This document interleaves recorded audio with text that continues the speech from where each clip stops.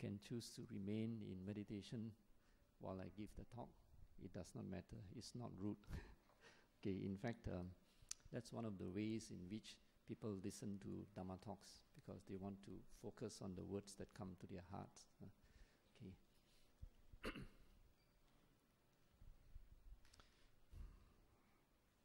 Namo tassa bhagavato arahato samma sambuddhassa. Namo tassa bhagavato arahato samma sambuddhassa. Namo tassa bhagavato arahato samma sambuddhassa. Buddham dhammam sangham namasami. Buddham dhammam sangham ayuvadanam jivitam yavanibbanam saranam gacchami.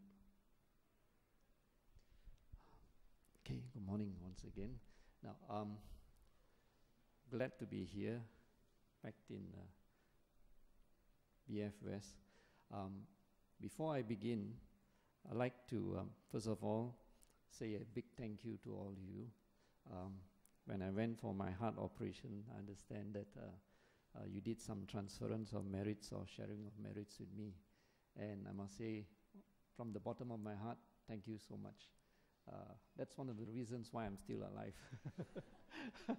and it's precisely because of that I've selected this topic that Bita said could potentially be used as a talk.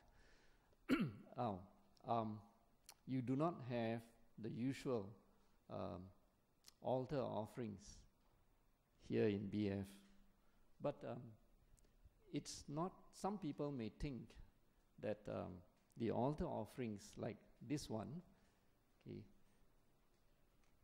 is superstitious, it's too traditional or whatever. But in fact, if you've been in the army we call this a training aid. And those of us who've been in the army, this is a training aid. Why is that so? The Buddha image is a training aid. I'll be rude to tell you that the fruits are not training aids. Okay, why is that so? When you look at the candle, it is a contemplative tool.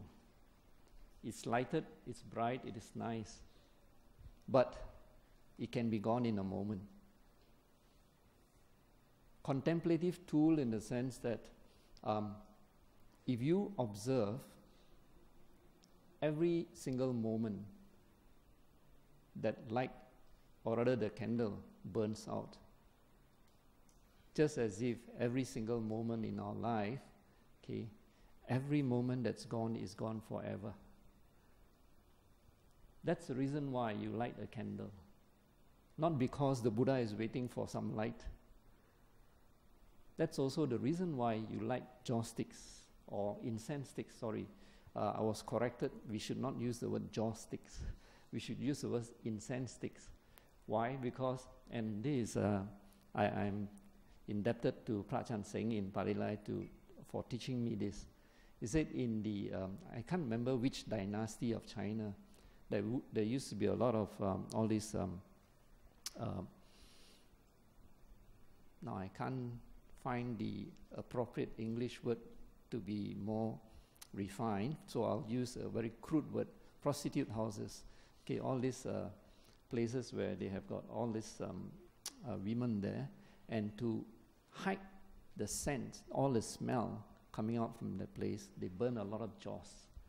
So they call them joss sticks. So what you offer to the Buddha is not called a joss stick. What you offer to the Buddha, or what you offer at the altar, we call it an incense stick, because, okay, the smell from the incense creates a very good conducive environment for meditation. And the other contemplative aspect of using incense sticks is the same thing. Every single moment the incense burns out represents every single moment of our life. It's gone forever. Okay. Now, and just as a side to my talk, the Buddha image here represents a particular chapter in the Buddha's life. This particular image, for example, represents the day when the Buddha taught his first sermon. So every single Buddha image that you look at reminds you of something, an aspect of the Buddha's life. Okay, this is not the Buddha. This is not the Buddha. Does anybody know what the Buddha looks like? No. This is an artist's impression of the Buddha. When you bow to this image, you're not bowing to the image made of stone. You're bowing to the memory of that teacher.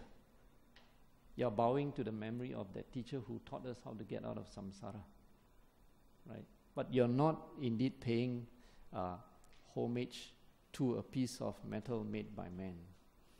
And does anybody know why there are 6 people here, plus a child?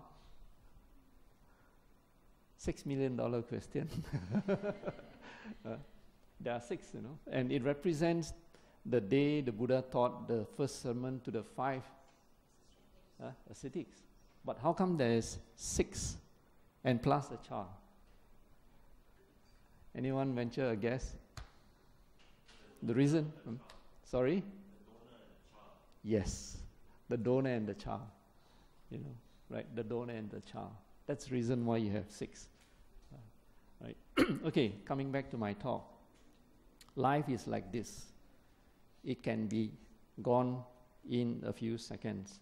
I'm not sure if this... okay, can you see the plane, the shadow of the plane? Recently, we've had 3 major airline disasters. For the past 10 years, I've been traveling like almost, definitely once a month, but for 1 year, I was traveling every week. And I remember every time I take off on a flight, I remember what a friend of mine, Mr. Cheong, he used to be a flight engineer, he told me before. He said, hey, my life is in a few seconds. So I said, what do you mean? He said, every time the plane takes off, if it does not lift up, it will fall back to the ground, and that's it. And that was what happened to the Taiwanese aircraft. Okay, took off. I think something happened. I don't want to venture a guess, and it fell back down. Okay, so he said, my life is in seconds.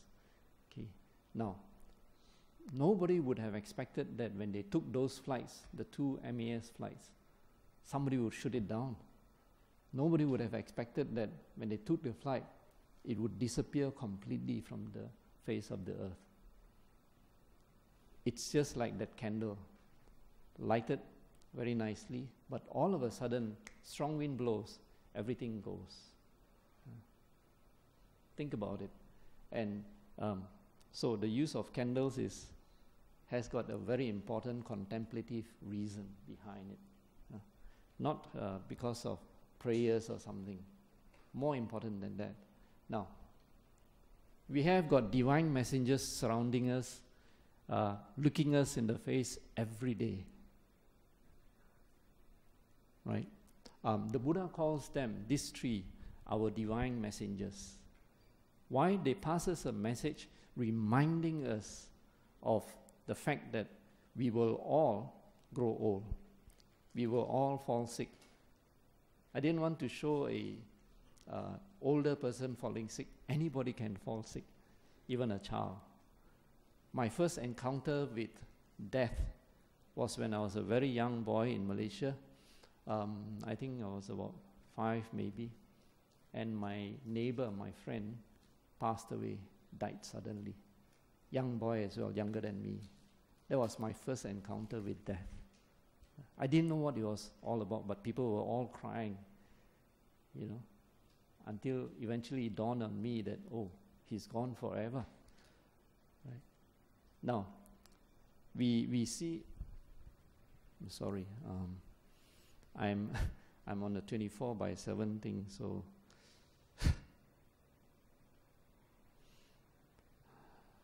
as an essential service in Singapore, we have to be on standby 24/7, so I need to leave this thing on. Okay, now, people pass by housing board flats, right? And they see this every day. But do we contemplate on the message it's giving us? Do we think about the fact that one day we will be like that person lying in the box. I always tell some people, whenever I teach the course, I tell people, I said, hey, think about it. One day you go to bed. When you wake up, it is a totally different place. All the people whom you are so familiar with, all the things that you're familiar with, everything that you possessed, completely gone. Can it happen? Yes. I've had a friend of mine, the parents went to bed. Next morning, the father found the wife dead next to him. He didn't even know when she died. Can this happen? Of course. It can happen, just like that candle. A strong wind can come and blow it out. Right? And so this morning's talk is not about all the Kung Fi Hua Chai, but this morning's talk is really to remind us of something staring us in the face, like the Buddha said. The divine messengers visit us every day. When you take a bus, you see an older person. When you pass by a housing block, you see a funeral service. Right? Go to a hospital, you see all kinds of sicknesses. The divine messengers are there all the time. But do we choose to ignore them? Or do we choose to contemplate backwards and look at ourselves? Last Sunday, there was this story about this nurse. Spent a few minutes just to read her message. Cancer changed my whole perspective on life. I now try to spend as much time as possible with my loved ones and children especially, because every day I spend with them could be my last. In fact, not just every day, every moment. The Buddha once asked his monks, how often do you contemplate the nature of being alive? How often do you contemplate impermanence, which is death? So somebody said, oh, I contemplate it once a day. I think about it once a day. And then another one says, I think about it twice a day, and then so on and so forth. And someone says, oh, with every spoon of food that I eat, I contemplate death. Then eventually, one monk said, with every in and out breath, I contemplate impermanence, death. Why is that so? Indeed, if you breathe in, you don't breathe out, you're gone. You breathe out, you don't breathe in, you're gone as well. There was once I was having I think it's bronchitis. That was precisely what happened to me. Woke up in the middle of the night, having an attack. And then I literally breathed in and could not breathe out. For that few seconds, I knew that, hey, if I don't breathe out, I'm going to die. Eventually, I made use of the meditation training to push the breath out.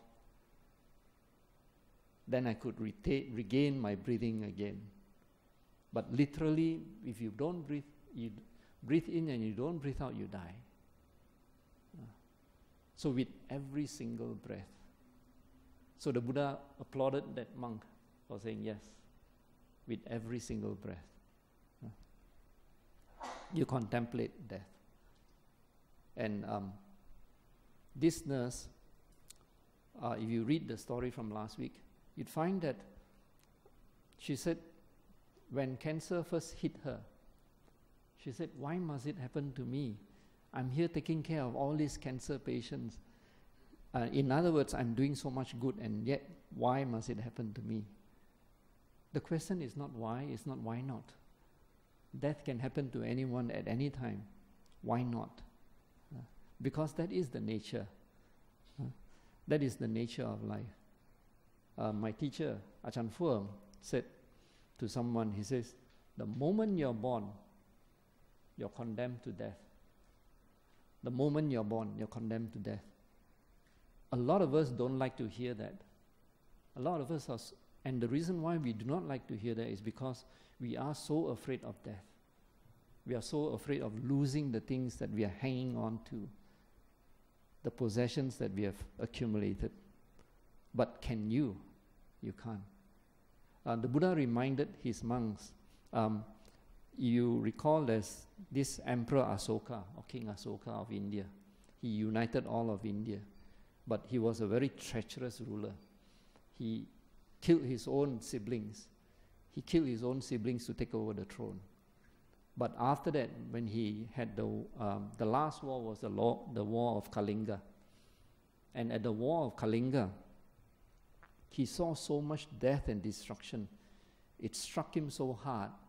He suddenly woke up from the fact that, hey, this is terrible. And then he turned over a new leaf completely, became a Buddhist, and then he really did a lot for Buddhism. He ruled truly in accordance with Dhamma. Okay. And he was the one who sent his own son, who became a monk, the Arahat Mahinda, to Sri Lanka. And we are thankful for them for keeping the Dhamma alive for us. Okay, right now. So King Asoka, one of the things he did was he went all over India, and in order to teach his people, he had rock edicts carved out of rocks, edicts carved into rocks, and placed them all over India. And one of the most famous edicts is called the Babru Edict, right? And the Babru Edict was King Asoka's wish that the Dhamma can last a long time. And in his words, as long as the sun and the moon. Now, and that Babru Edict told the monks, the nuns, the laymen, and the lay women, his recommendation.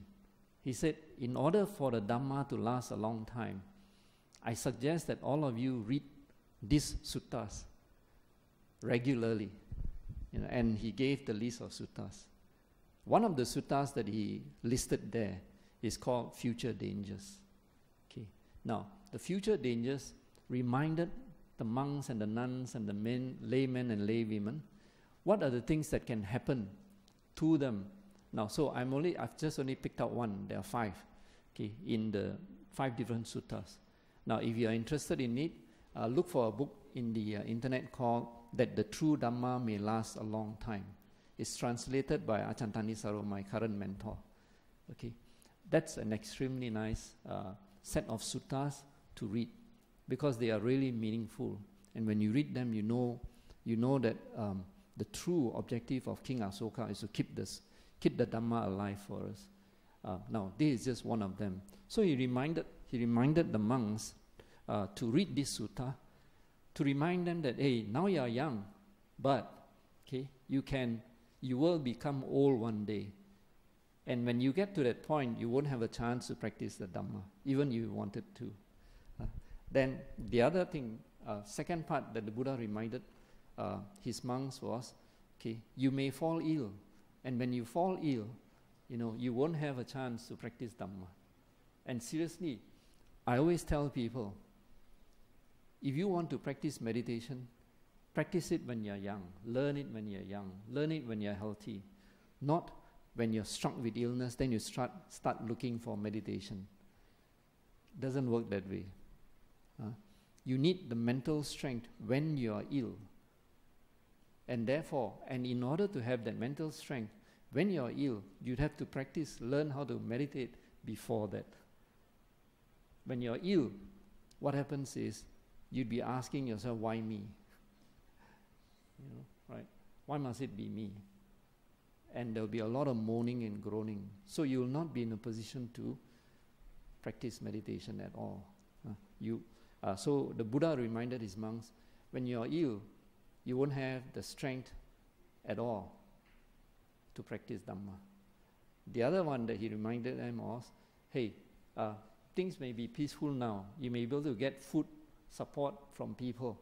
But when there's a war and all that, or if there's a famine, you will not have alms food. And that's when your life will be totally disrupted. And how can you practice? The same with us. Now Singapore is really peaceful. Everything is available. The Dhamma is available most importantly. And if you do not use the chance to practice the Dhamma, to learn the Dhamma, to practice the Dhamma, you may not know what will happen next. Anything can happen. Right? So, yes, people are living in harmony, like I mentioned earlier. But will this continue all the time? You do not know. The answer is. And when that happens, you will not be able to have a chance to practice Dhamma. And for the monks, of course, he finally said, at present the Sangha is in harmony. Now, what it means by having a single recitation, what it means is every fortnight, the monks will gather and recite the Patimokkha. That's what he meant by single recitation. If you have more than one recitation, it means that the Sangha is broken up. Okay, everybody does their own thing. That's what it means. It's meant here. Okay, and this particular sutta from the Anguttara Nikaya, the fives, okay, reminds the monks of that. So if you are interested, read up that book. Okay, but what's important, the message here is this: it happens to all of us. Would you have a chance to practice Dhamma? Would you have a chance to learn Dhamma? May not. Okay, the answer is may not. You do not know. Right? So while you have the chance, use it. And more importantly, do you want to return to this? Ask yourself. Now, I've just taken really a small sampling of the news. War, famine, okay, cruelty. It's already here, staring us in the face, right? But the fact that people are killing each other like nobody's business. While I was driving here, there was another shooting in Europe. And therefore, so the question we ask ourselves is, and that was the primary question the Buddha asked, do I want to be born again and face the same old rubbish? And the primary thing is not just wars, but aging, illness, death.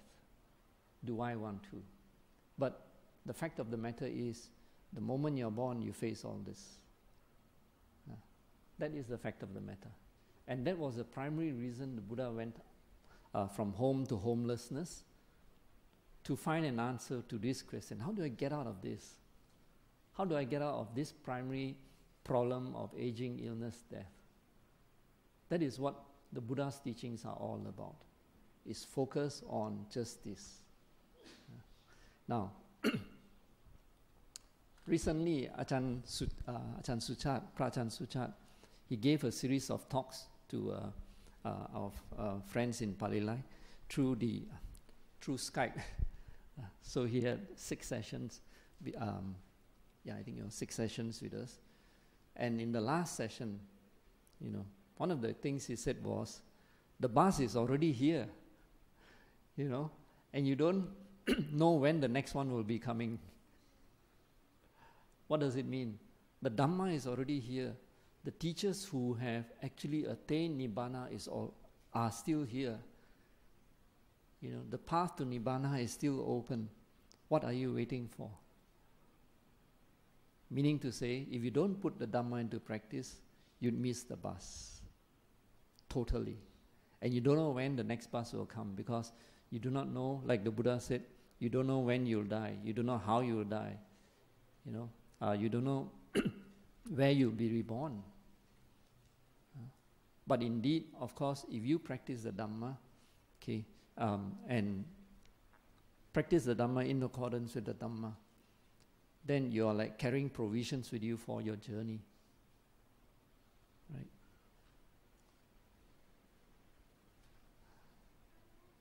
Those of us who call ourselves Buddhists, how often do we reflect on this with every single breath? If you can. But even if not with every single breath, but as often as you can in a day. Okay. Now, if we say we are Buddhists, this is something recommended by the Buddha for us to keep with us frequently. I am subject to aging, illness, death. Right? I will grow different. Okay. Now, the other thing is, more importantly, a sense of responsibility. I am the owner of my actions, heir to my actions, born of my actions. Okay. Is it true? Practice it and you see it for yourself. That is the reason why the Buddha said, Ehipassiko. Just now you chanted the qualities of the Dhamma. Sawakato Bhagavata Dhammo. Ehipassiko. Come and see it for yourself. Those who practice the Dhamma and have reached a point where they can see future lives or previous lives, they can confirm for you. Okay. But even without confirming for yourself, okay, what you can see is your actions really lead to the consequences that you face. Now, more importantly, other than just constantly reflecting upon these 5 subjects for frequent recollection, more importantly, how do I get into the stream to enlightenment? Right? The how-to is very strong in Buddha Dhamma. The how-to, admirable friendship, Kalyanamitta, have a good mentor. Have a mentor who lives the Dhamma. Okay. And how do you know? You'd have to yourself know Dhamma first. You'd have to yourself know Dhamma, and you have to yourself be able to determine if the person is living the Dhamma in accordance with the Dhamma. Okay. Now, and then listening to Dhamma regularly. Of course, in the past, Dhamma was not written in books. So they have frequent meetings with the monks, get instructions from them. These days it is available all over the place, the internet and all. But indeed, listening to the Dhamma, if you consistently read up on Dhamma on a daily basis, you sort of like be reminded of the core teachings all the time. And that keeps you on the path. That's the reason why you listen to the Dhamma regularly. If you have a good mentor, he will know where you are and he'll know where to bring you. That's the reason why the Buddha told Venerable Ananda, having a good mentor is 100% of the holy life of a monk, for a monk. 100%.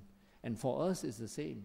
If we pick the wrong person as our mentor, he can bring us very, very far away from Dhamma, very, very far away from even our own career goals, for example, if you follow the wrong person. In Cantonese, my mom used to remind us, "Quan chok hou yan zhou hou yan." And if you, those of you who read the Mangala Sutta, you'd find that, yes, to sort of like make friends with the wise and not fools, it is a blessing. Right? So having a good mentor is 100% of the holy life.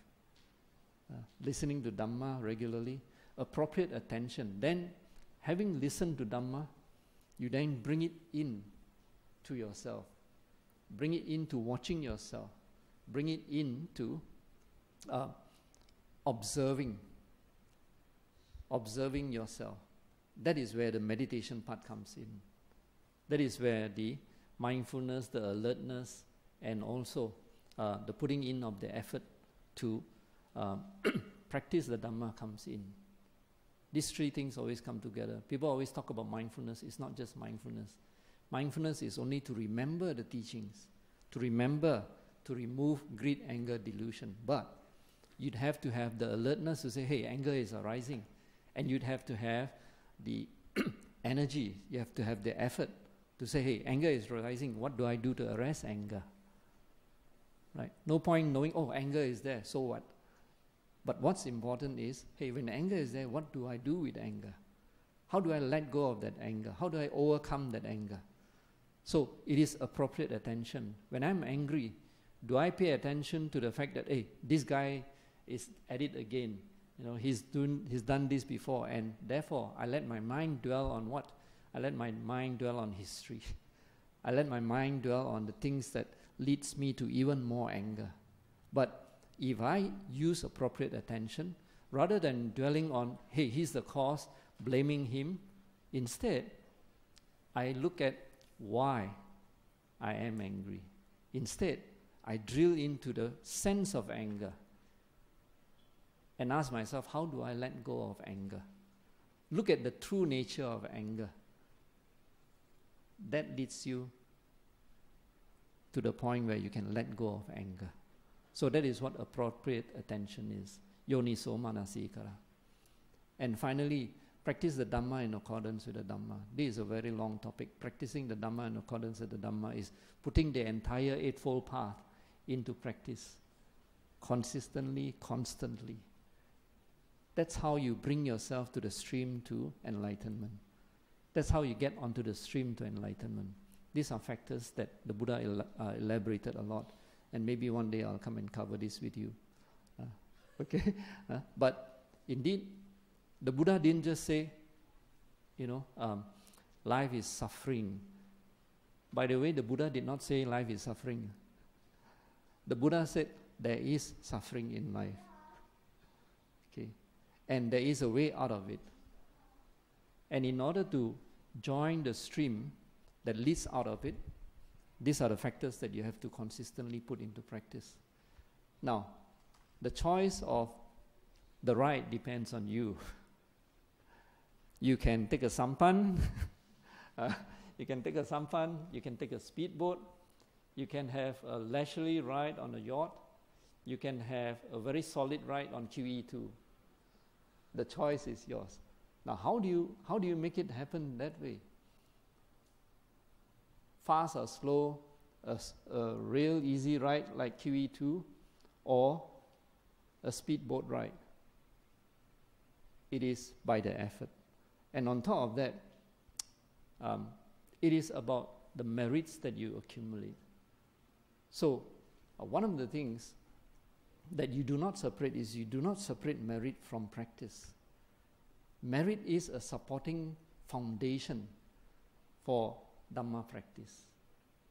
Why? If you do not have the merit, you will not be born here, by the way. If you do not have the good merit, you will not be born in a peaceful place like Singapore. You not have the opportunity to meet Dhamma in this lifetime if you do not have the merit. So the constant build-up of merit is so important to giving you that opportunity to ride out of samsara. Of course, there are people along the way, they get distracted. They are having such a good ride, they forget all about Dhamma practice. And they are swimming around. That's the reason why I picked this photograph. We may be having a good time here in Singapore, but the good time will not last. That's the reason why I chose that photograph. You go round and round enjoying yourself and you forget all about Dhamma practice. So be careful. Remind yourselves of that. Okay? And you will always walk alone. Those football fans of which football club, you'll never walk alone, right? But I guarantee you, you will walk alone when you leave this place. Do you believe it or not?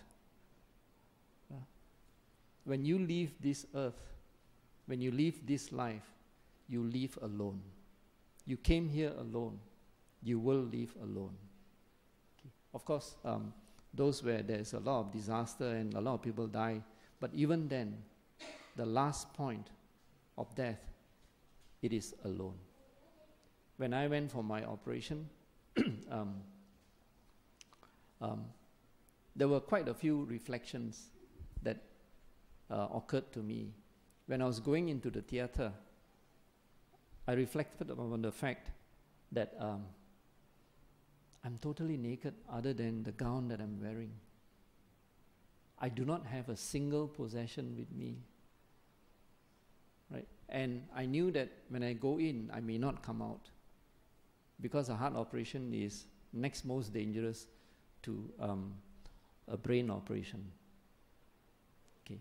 And the fact that I'm going to go in there and not knowing that I'll come out is one contemplation.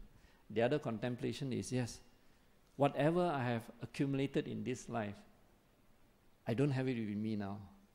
I'm totally naked. And therefore, think about it. right? Accumulating this or accumulating merit. Merit goes with you. Merit shapes your consciousness. Merit shapes how high or low you go. Okay, so the merit is so important. And when you, like I said, when you go alone. When I was about to go into the theater, I also reflected upon the fact that if I were a death row convict going in for execution, I would be really, really troubled. I really wouldn't know where I'm going. But the fact that, yes, I have consistently contemplated impermanence of the body. I was not afraid of death. In fact, I was very, very mindful. There was no death fear arising in me. And that really is because of the consistent contemplations that we've had, that I practice, you know. So you go in without fear, right? So, and the other thing is, I went in feeling satisfied that yes, I've done what I could with this life. I made good use of this life. And that's what you like to carry with you at the last point. But remember, you will always walk alone. Sorry, football fans. All right, but that is the reality. Okay. And then the other thing is this. Maybe next time. I'll keep it for now. Now, when you are mindful, you can keep things from coming out of your mouth. Think about it. Wong. Okay. Now, since it's Chinese New Year, maybe we cover the Q&A first. Anyone with questions? Anyone would like to ask anything? So I think, shall we say sadhu 3 times for the very timely reminder for all of us for this morning sharing. Sadhu, sadhu, sadhu. I think Brother Sebastian can take 1 or 2 questions. Yeah. Right? Relevant one. I'm sorry I have to leave a bit early today. Thanks for the enlightening talk. Yeah, one simple question and one also simple. Just now you talk about the donor and the child. Can you just talk a bit about that, because I don't know what it is. Number 2 is that does joking about that on a frequent basis constitute contemplation? Because I do joke about death on a daily basis. So does that constitute contemplation of death? Now, okay, put it this way. It is the intent that is important. But indeed, at every single moment that we see something, hear something, think of something, whether or not we reflect back inwards, okay, reflect back inwards to say, hey, this can happen to me as well, okay, that is important, right? So joking about it makes it light, but does it go into the heart to say, yes, I should use every single opportunity I have to accumulate merit, every single opportunity I have to try and wash my mind of defilements, you know, because that way then my mind, my consciousness gets shaped, kept into better shape, so that rebirth in a better realm will take place, you know. So the other one about the donor, right? Now, it is a practice since the Buddha's time for people who make merit to identify themselves, you know. And so in this particular, the original statue is in the museum in Sarnath. This is, to me, this is about the most beautiful image. You look at the original in the Sarnath Museum, it's really very, very beautiful. It gives you a lot of inspiration when you look at the image. That's the other objective of having Buddha images. It inspires you. It reminds you of Dhamma, and it inspires you to have that peaceful countenance that the Buddha has. Right? That's the purpose of the Buddha image. And so probably the donor, and this Probably the donor wanted to identify himself and his child as having made merit by commissioning that image. Yeah, that's the reason. Take one more question. Yes.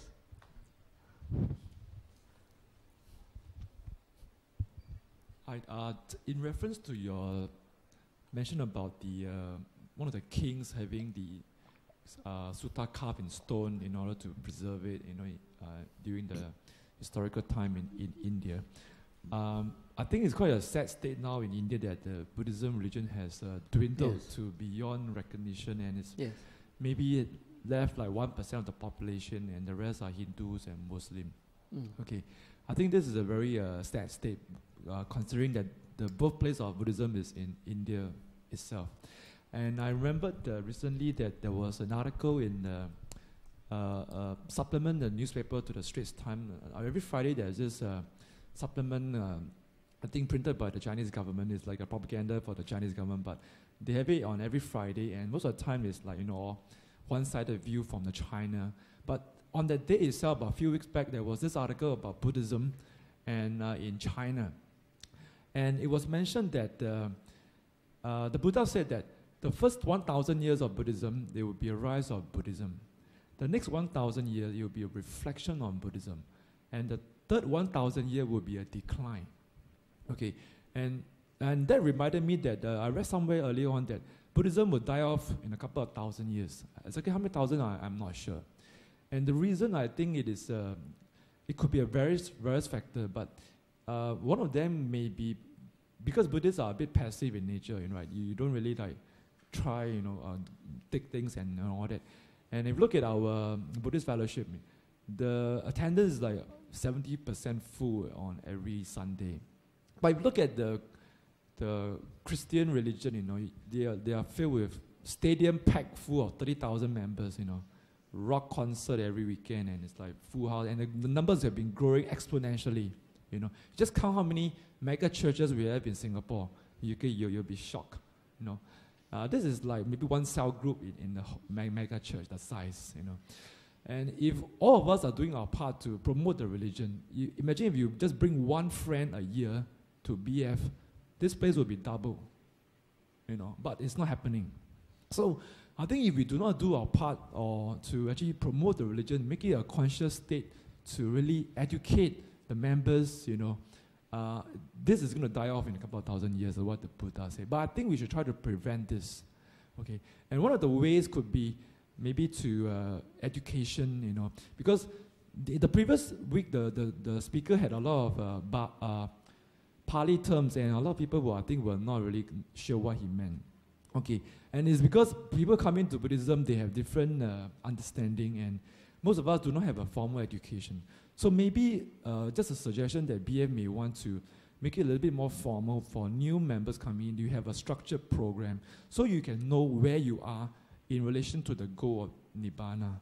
Because Nibbana is a very, very far-fetched, it's very difficult to reach there. And last week, he mentioned the first stage to enter as a stream returner. That may be an easier goal to reach than Nibbana in itself. So if we can have a structured program for new members, to guide you and to tell you where you are on the path, it may be better in that sense. So just a suggestion. Thank you. Just some thoughts. Why do you want to shortchange yourself?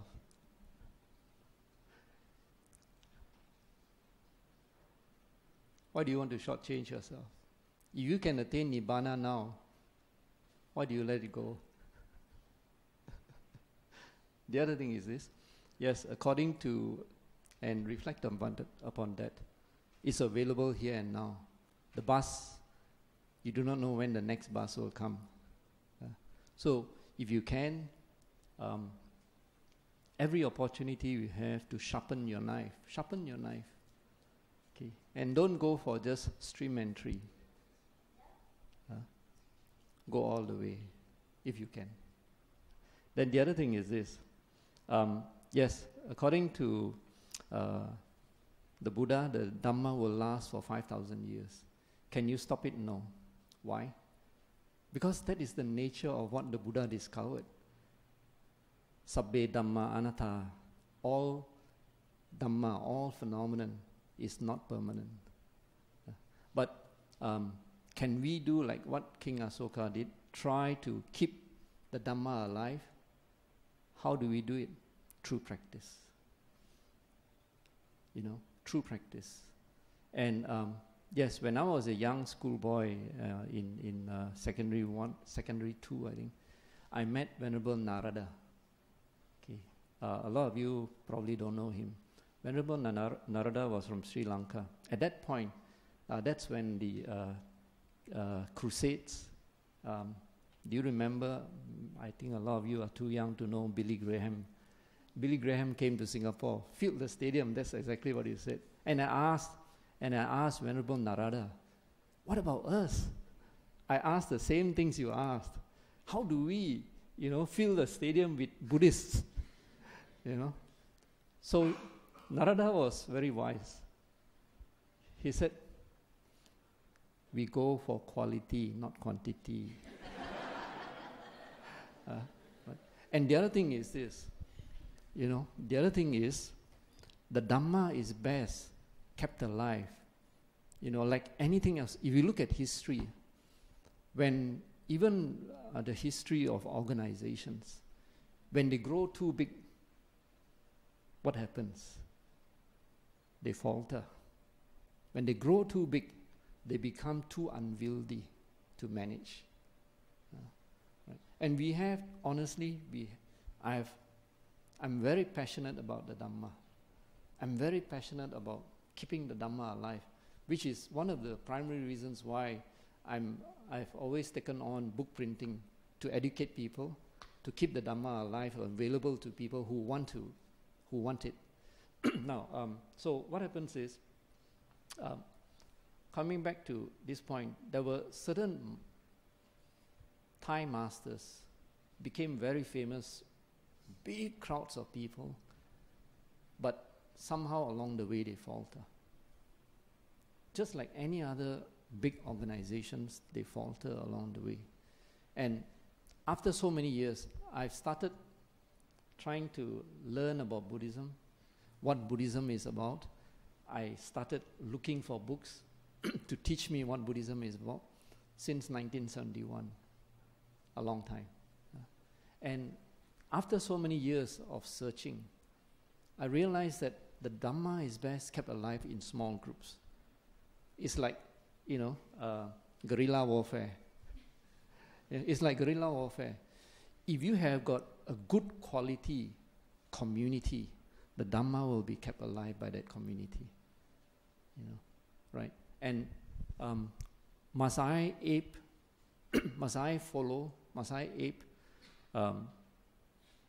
the Christian churches or some other organization? I do not think so.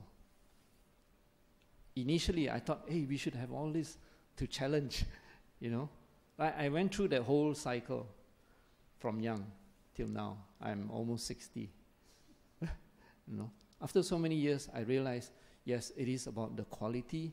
If you have got a good quality group, the Dhamma will be kept alive. And it is about that quality that you want. Why? Because, and if you look at it, the Dhamma is not meant for the masses. I'll be very honest and frank. Dhamma is not meant for the masses.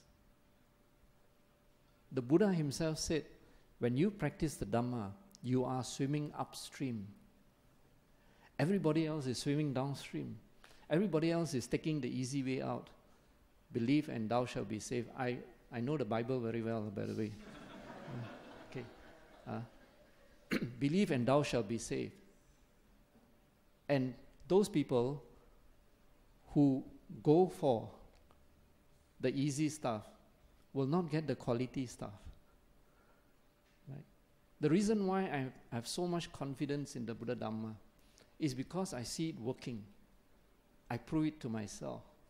By what? By practicing meditation. By truly seeing the way the mind works. Right? And that is the most important. Why? And I'm going to use Pali now. Manok puvangama dhamma manok sita manok maya. That's the first verse of the Dhammapada.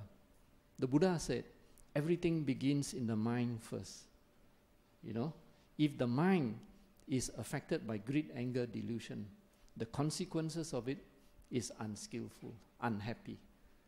You know, so our teaching, the Buddha's Dhamma, is aimed right at the heart. We go to the root cause. We don't just cover the surface. You know, if I talk about this, I can go for hours, but I will not because I need to.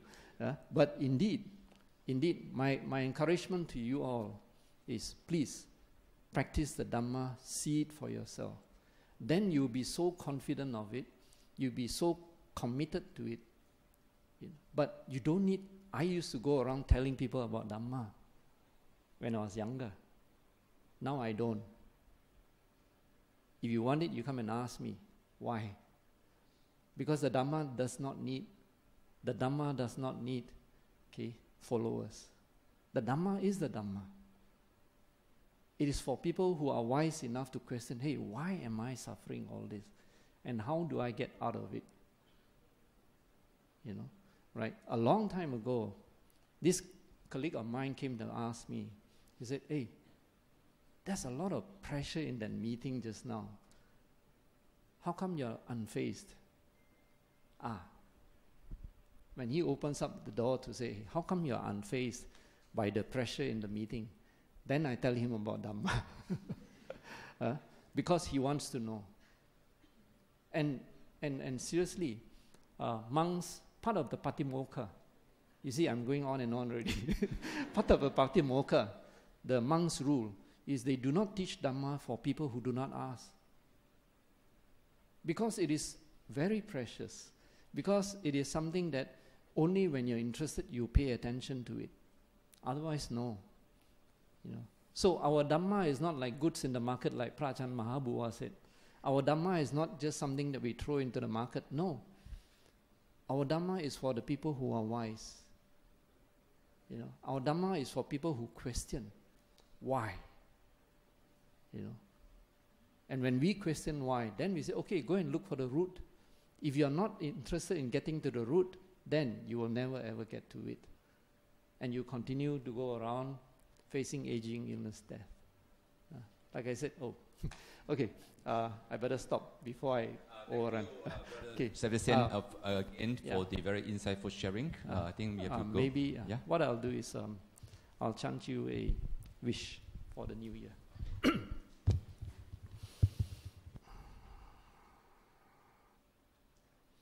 Hotu sabang sumangalang rakantu sabbadevata sabbabuddhana bhavena sotti hontu nirantarang.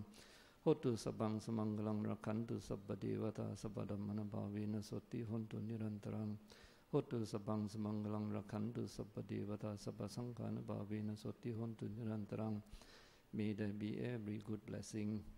May the Devas protect you through the power of the Buddha, Dhamma and Sangha. May you forever be well. Te atalada sukita vrinha buddha sasane roga sukita hota sa sabbe hinyatibi. May you all grow in the practice of the Dhamma, and may your journey out of samsara be swift and seamless. Okay? May you always meet with good teachers, good mentors, who will keep you on the path to Nibbana. Nibbanam pacayo hotu anagate kali. May all this listening to Dhamma be a support for you so that you can attain Nibbana in future. Take care of yourselves. I'm sorry, I need to excuse myself. Thank you for listening. Thank you, Sebastian Wong.